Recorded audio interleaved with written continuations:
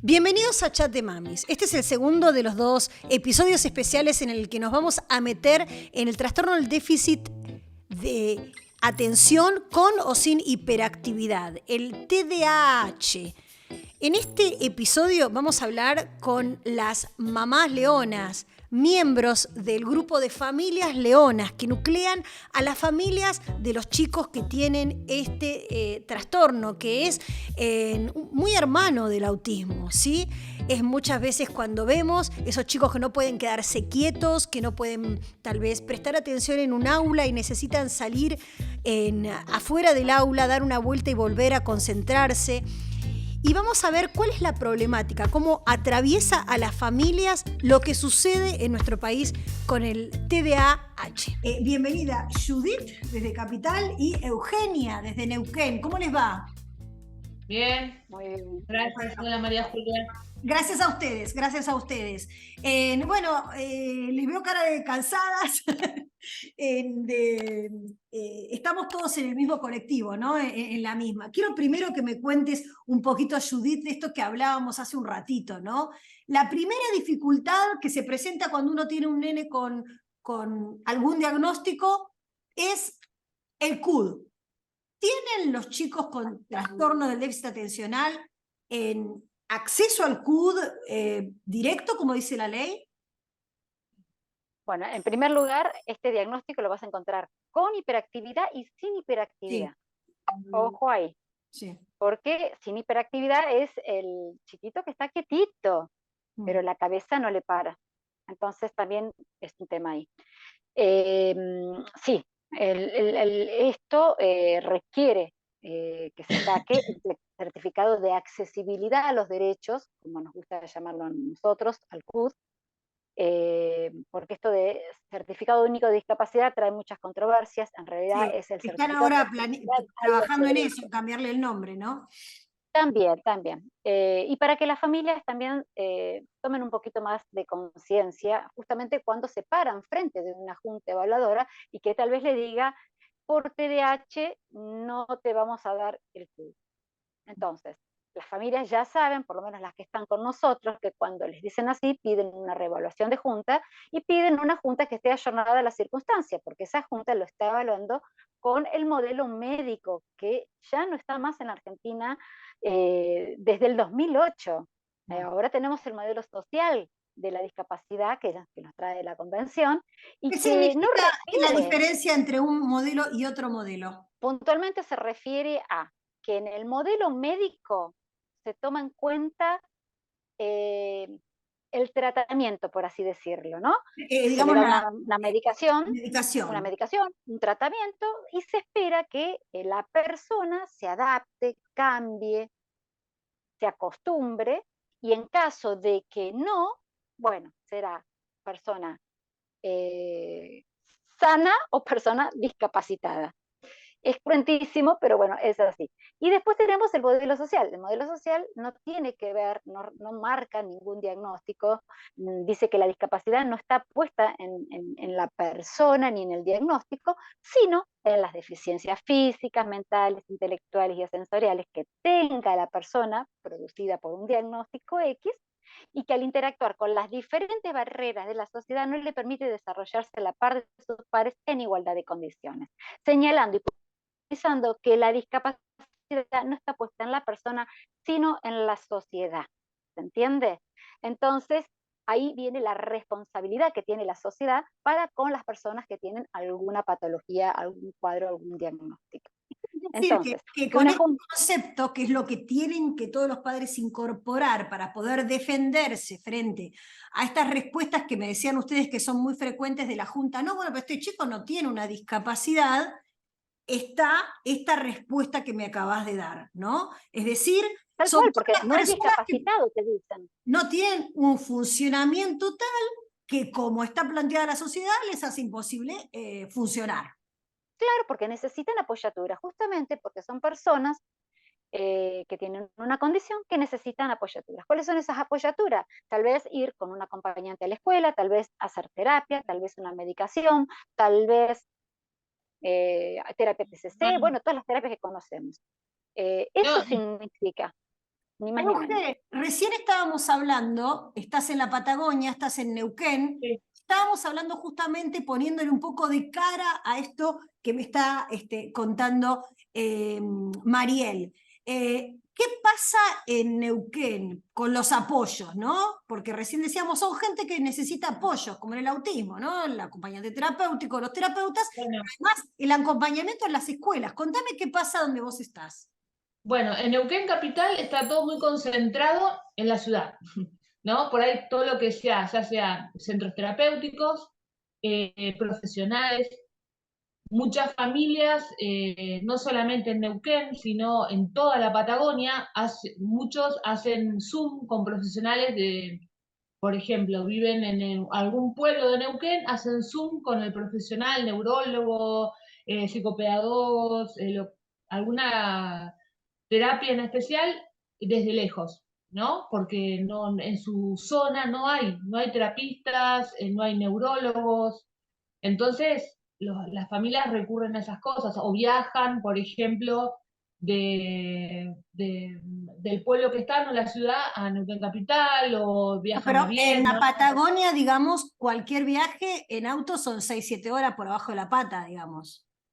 Y sí, por ejemplo, vos imaginate que, no sé, que hay ciudades como, no sé, como viajan a Viedma y vienen de lugares muy chiquititos, recónditos de Río Negro, por ejemplo. Porque hay una familia acá en Neuquén que es de un pueblo que se llama Las Ovejas, que es un pueblito hermoso, un paraíso precioso, pero bueno, las familias tienen que trasladarse a las terapias, porque bueno, en donde están obviamente no hay terapistas, y para ir a ver a la consulta con el neurólogo hay que viajar a Neuquén Capital. ¿Qué pasa con las eh, AT? Porque si acá en Capital estamos viviendo una carencia de acompañantes terapéuticas, no sé lo que debe ser en el interior, ¿no?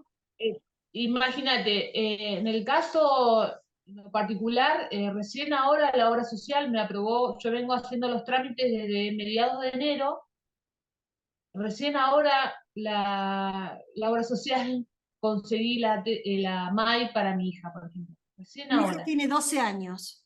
12 años. ¿Y qué dice? Y recién ahora. ¿Le permitieron ir al colegio este tiempo? ¿Qué es lo que dice la Sí, ley? sí, sí, sí, sí, sí, la escuela me aconsejó, desde la escuela también se hizo el pedido, porque muchas veces la escuela hay casos, por ejemplo, en que o no hay obra social, o como el caso de mi hija, las obras sociales tardan mucho en, bueno, en tramiteríos, ir y venir y Pero, demás, por ejemplo, y ¿a pasa vos el con tiempo. qué excusa y qué obra social fue la que te tuvo 6 meses, o sea que tu hija perdió un semestre si en el colegio se te hubiesen plantado, que no corresponde porque es ilegal, pero digo, un semestre sin MAI, es un montón, ¿no? No es un mes, ¿no? Claro, la escuela lo que hizo puntualmente, bueno, Pero me digo, ¿qué te citó dice la obra social? todo este tiempo hasta que, bueno, hasta que ahora me dieron el ok y ya comenzó, hoy fue la segunda clase que tuvo mi hija. Bueno, había que esperar, faltaba este papel, por ejemplo, acá, viste que es zona desfavorable, entonces por ahí, viste que vos tenés que hacer un montón de papeles con los profesionales, tienen que poner los horarios, las horas que van a estar presentes en el aula, los presupuestos, bueno, las planificaciones, o sea, ¿cómo es? Sí, El sí, el proyecto plan, que va. el proyecto educativo, el PPI, eso Claro, por todos bueno, lados. por ejemplo, la profesional lo presentó, ellos los querían de manera más extensa, después a la hora de todo lo que es la cantidad de horas y ¿cómo se llama?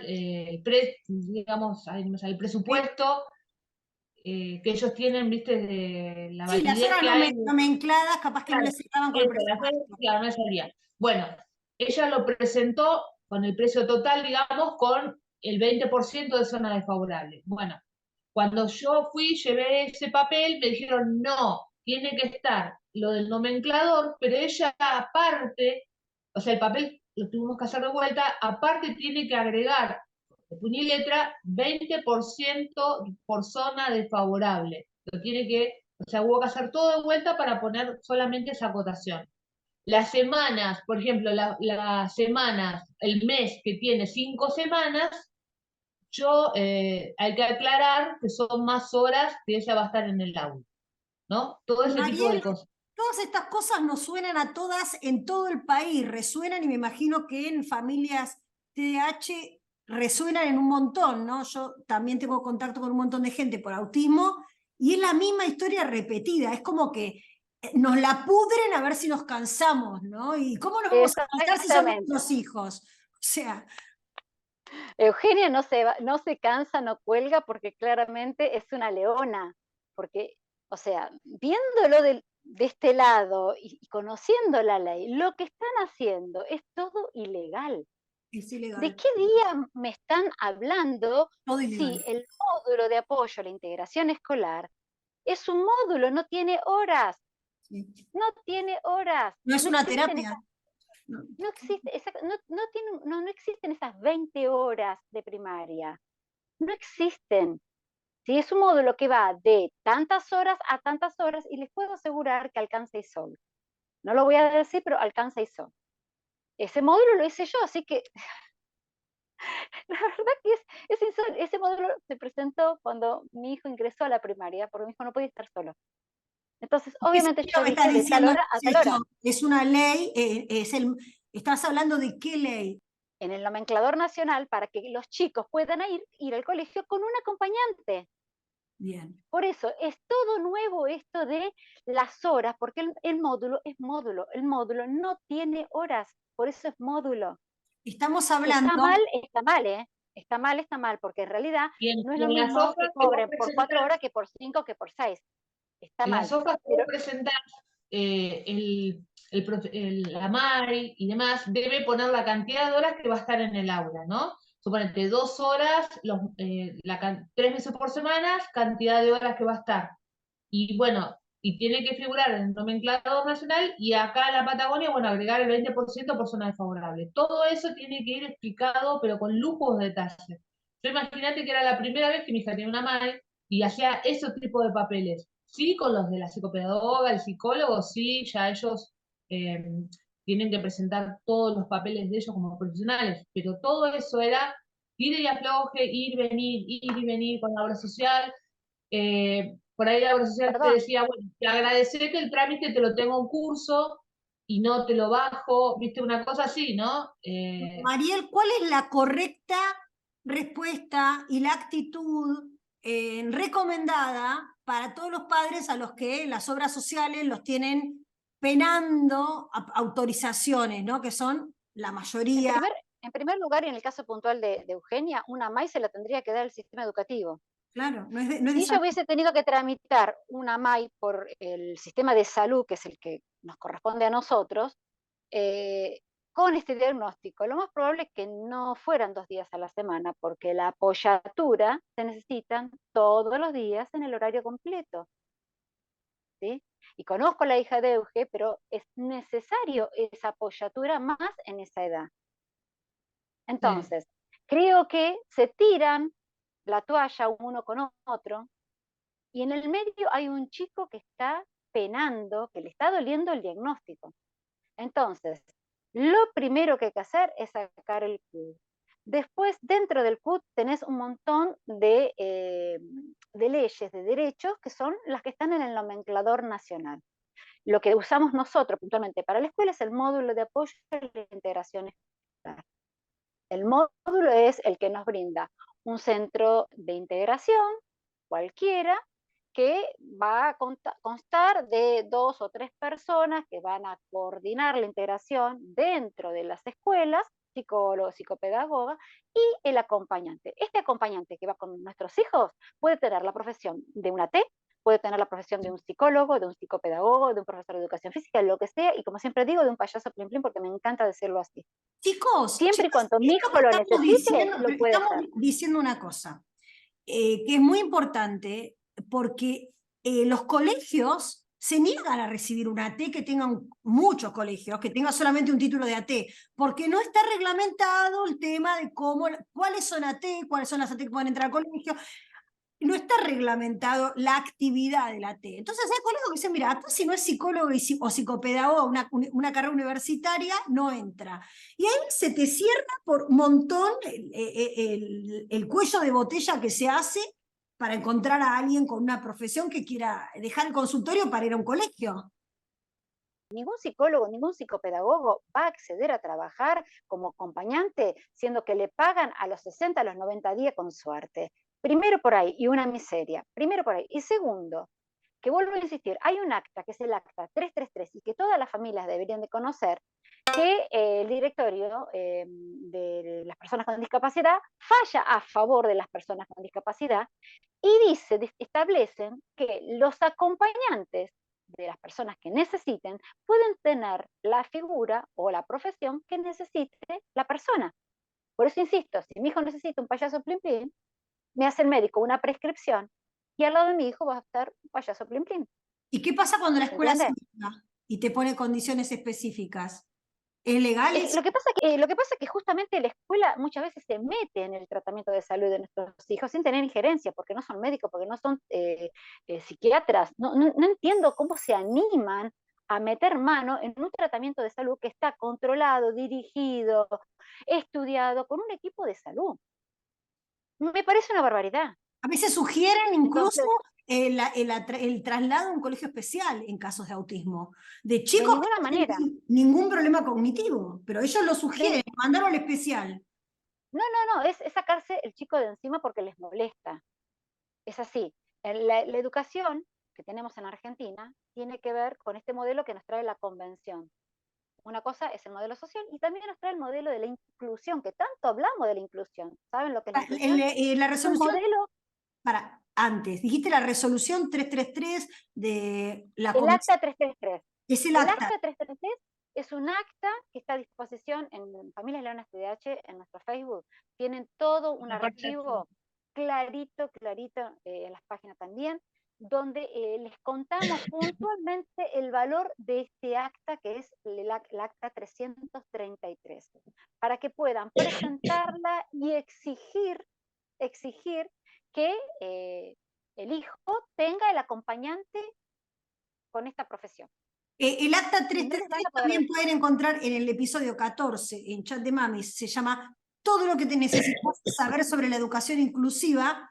Es como una compilación de leyes que para poder defenderse e ir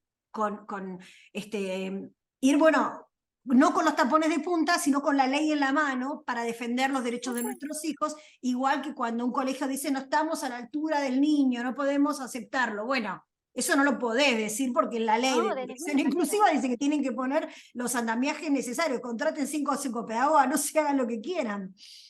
Mira, tenés que ir mucho más arriba, que es esa ley que puede estar o no estar. Es la convención. La convención en la Argentina tiene jerarquía constitucional desde el año 2014. Es decir, que no hay nada por arriba. Está a la par de la Constitución argentina. No hay nada por arriba y nada por abajo. La Convención de Personas, la Convención de Derechos de Personas con Discapacidad. ¿Sí? Para que la gente pueda ver, ¿no? Porque no todos saben que existe, no todos saben que desde 2008 tienen el mismo peso que una ley en Argentina. Convención de Derechos de Personas con Discapacidad, que la Argentina... La convención, desde el año 2014, tiene jerarquía constitucional. No existe ninguna ley que haya por abajo hablando de inclusión.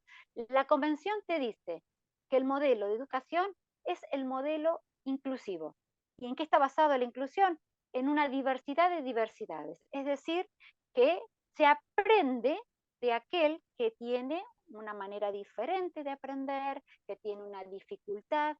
Lo que se le da al chico que tiene la dificultad potencia al otro. Es un modelo maravilloso que se llama inclusión y que yo creo que acá lo entendemos mal. Creemos que es meter todo adentro y no es así, es hacerse cargo, es brindarle a cada chico lo que realmente necesita. Y eso está en la convención en el artículo 24, que no hay ninguna ley, ningún reglamento, ninguna resolución que la contradiga, que la pueda contradecir. Vamos a decir también que la agrupación artículo 24 tiene en su propia página un montón de modelos de cartas que también están ahí en Chat de Mamis, los links, digo para que la gente nos está escuchando y les resuena esto nuevo. Artículo 24, que es lo que acaba de contar recién Mariel, se ha transformado en una red de ONGs que velan por estos derechos. Cuando ustedes lo googlean pueden encontrar también cartas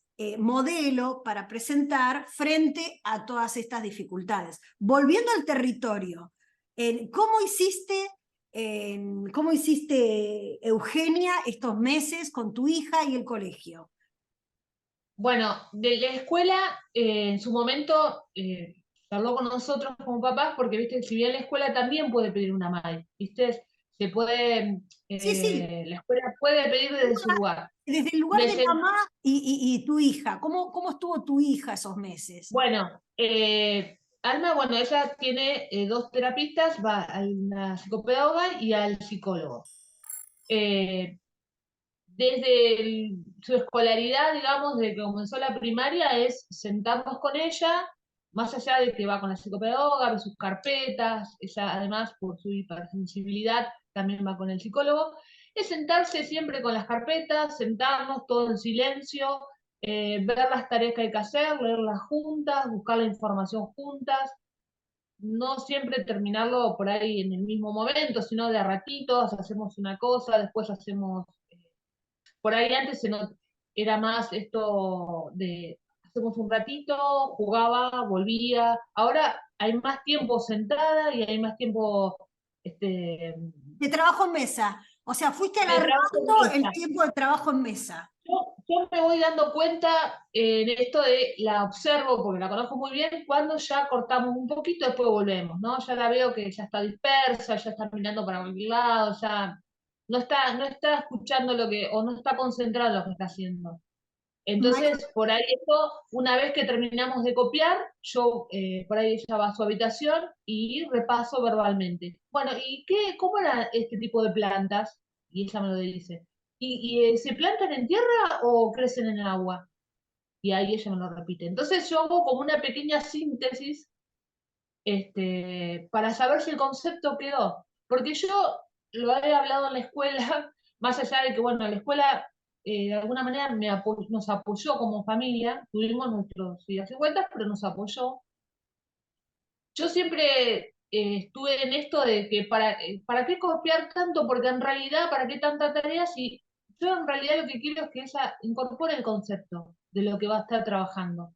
Por ahí ese ejercicio de despejar X, ¿para qué? Si yo quiero que ella aprenda solamente a despejar X, por ahí concretamente con dos ejercicios, ya está. ahora, Mariel, Entonces, estas son las famosas adaptaciones curriculares que debería hacer el docente. Lo que pasa es que el docente es como que no se hace cargo que ese pibe que está ahí con una MAI es su alumno y es matrícula del Qué colegio. bueno que lo dijiste, qué bueno que lo dijiste vos. No, pero es que me vuelvo loca Pero es porque es verdad. como si fuese que es un pibe de otro lado. No, amiga, es no me sale la palabra. Tu eh, alumno. es tu alumno, sí, o sea, legalmente es tu alumno, ¿no? Es una cosa, legalmente, vos sos la responsable de pedagógica de ese niño frente ¿Viste?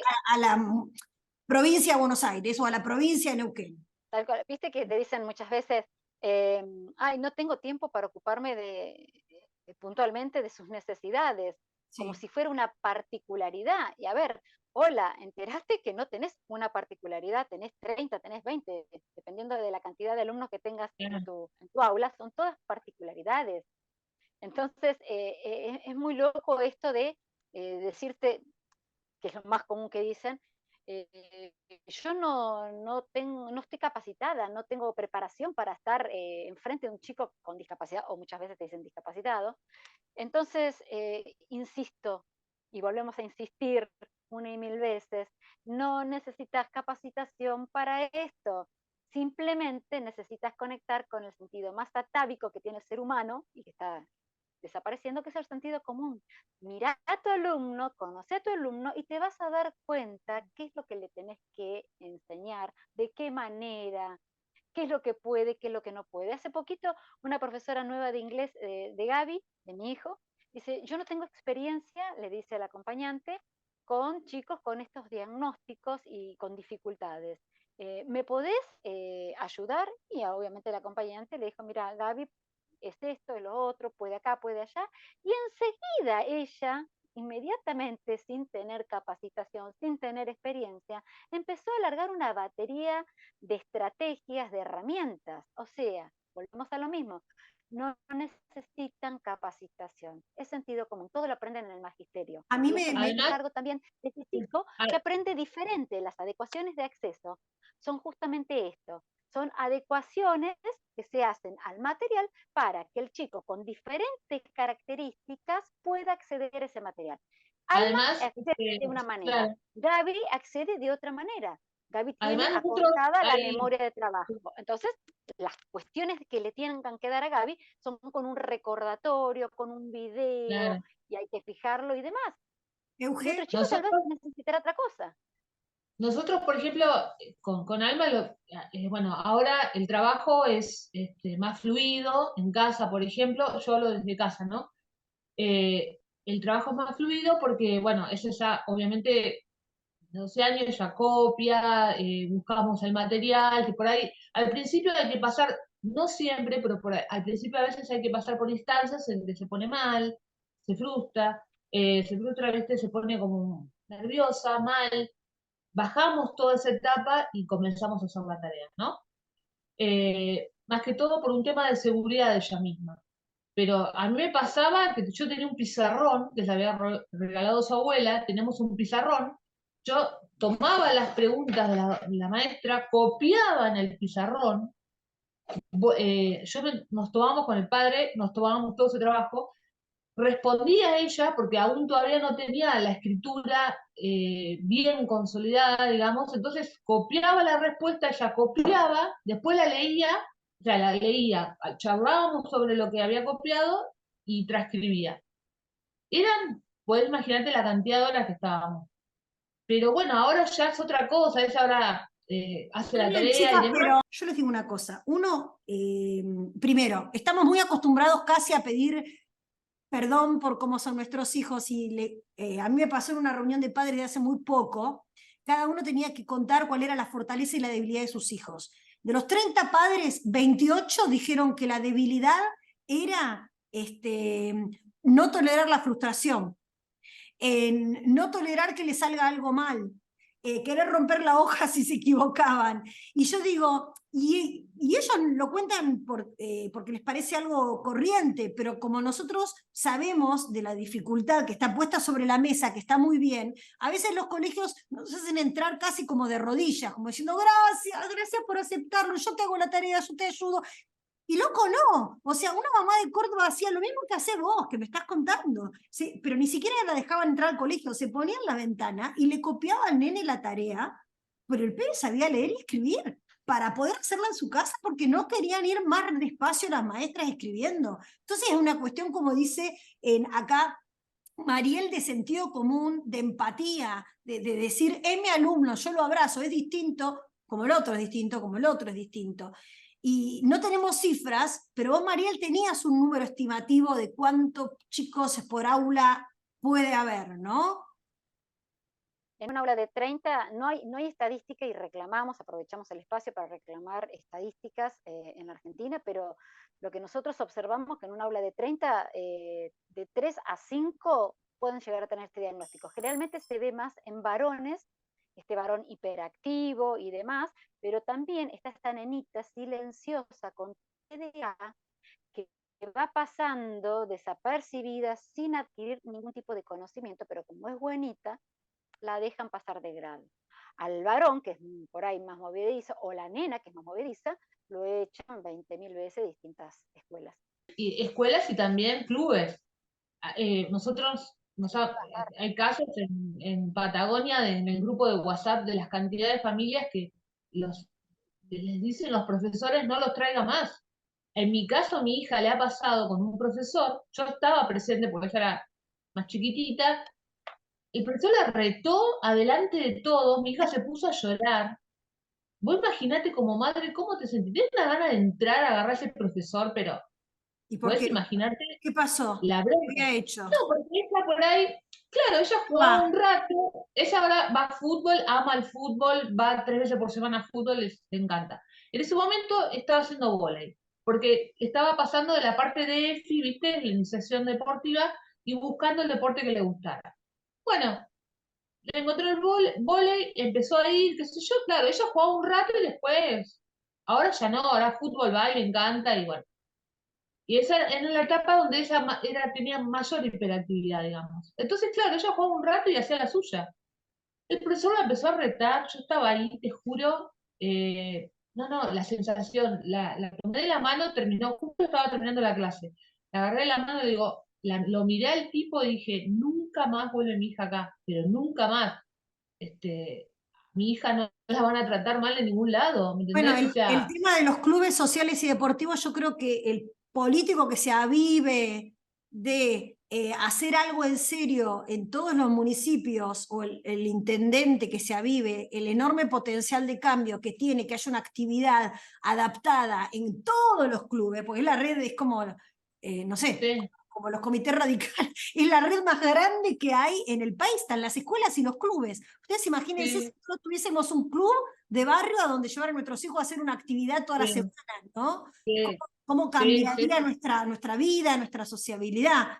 Es que es otra instancia de socialización y de educación en los clubes. Es otra instancia más. O sea, además de la escuela, es otro lugar donde aprender, donde socializar, donde aprender cosas, el respeto, el compañerismo, las normas y pautas. O Mariel, sea, si tuvieses que decir en este momento de la historia de las familias leonas, ¿cuál es el principal reclamo, la principal cosa que se está pidiendo? ¿En qué haría foco? En educación. sí, En educación. Yo no quiero ver más ningún chico, ninguna chica, no quiero ver más ninguna familia dolida. No comparto. quiero escuchar madres que digan, eh, soy mala madre, me dijeron que era una mala madre. No, no, no. Están destruyendo familias completas y están castigando a chicos que simplemente quieren jugar, quieren ser igual a los otros. La escuela es un lugar de pertenencia. Si bien acá en Buenos Aires nosotros tenemos un montón de cosas ganadas y adelantadas, porque la educación es el derecho a la educación inclusiva, no estamos viendo reflejado lo mismo en el interior. En el interior está doliendo muchísimo, muchísimo más. Este diagnóstico tiene una particularidad y lo recalcamos. Los síntomas impactan directamente en los entornos. Cuando estamos en entornos amigables, los síntomas diluyen, ¿sí? Cuando tenemos enfrente un docente conocedor, que leyó las guías de familias leonas y que está haciendo puntualmente lo que se le pide que tenga que hacer o que haga, O sea, Familias eh, Leonas hicieron guías para los docentes, para cómo tratar un alumno. todos los años, todos los años, todos Ay, los todo el años, laburo Familias que Leonas hicieron.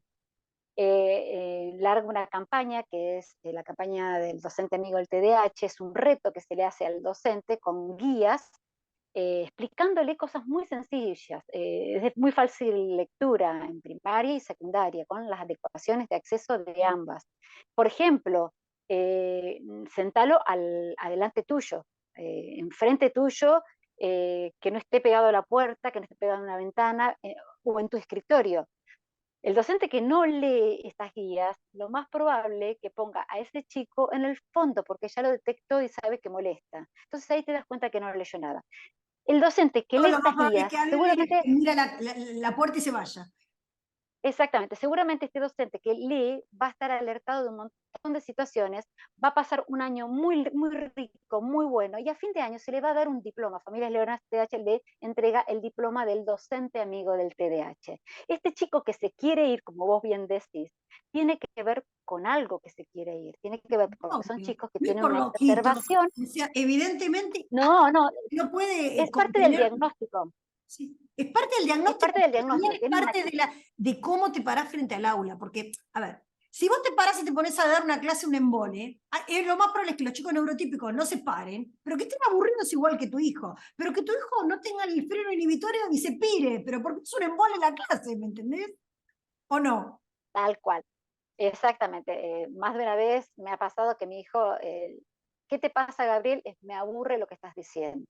Era aburrido. es la realidad, ellos no tienen filtro, son brutalmente honestos. Pero con esta cosa que puntual estás diciendo vos, señalando, porque hay muchísimas quejas, de que el chico se va del aula, tiene que ver con que estos diagnósticos tienen una exacerbación de los sentidos, es decir, no es que no pueden prestar atención, sino que prestan atención a cuántos estímulos hay alrededor.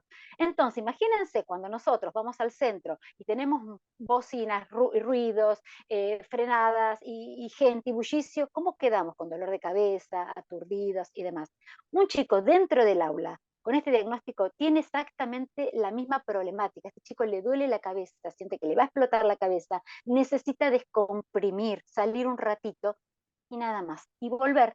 Por eso no hace falta la reducción horaria. Desafíos que nos atraviesan a todos. Fíjense, dificultades para conseguir el CUD, problemas en la educación inclusiva, problemas con las prestaciones de las obras sociales, que ponen en duda si el TDAH es una discapacidad o no, cuando en el marco legal que hay en nuestro país así es considerada por los apoyos que necesitan las personas que tienen esta condición. Y también lo que sucede en nuestras provincias, en nuestro país, a donde las distancias son larguísimas, donde hay menos terapeutas, donde hay menos centros y donde también muchas veces, como también pasa en Capital, falta empatía. Suscríbete y hace clic en la campanita para notificarte de todo el contenido que vamos subiendo. Y en la descripción vas a encontrar más información sobre las familias leonas TDAH. Hoy viernes, encendé la luz naranja.